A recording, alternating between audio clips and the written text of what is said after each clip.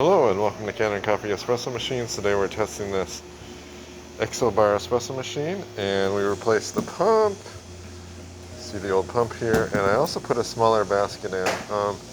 This basket was a little bit too big, I think, and we were getting low pressure, so even with the new pump, you know, as we're going about 6 bar. So yeah, what I saw was that when I was putting 18 grams in here, which is typical for this machine, that there just was not enough, it didn't go high enough in here. I think this is a triple basket, so just needed a double in there. So here you go.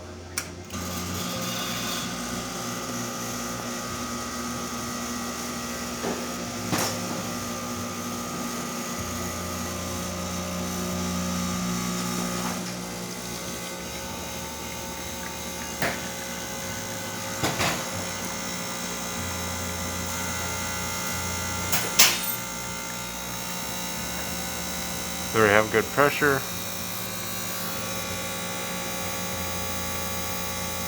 Right between 9 and 10 bar.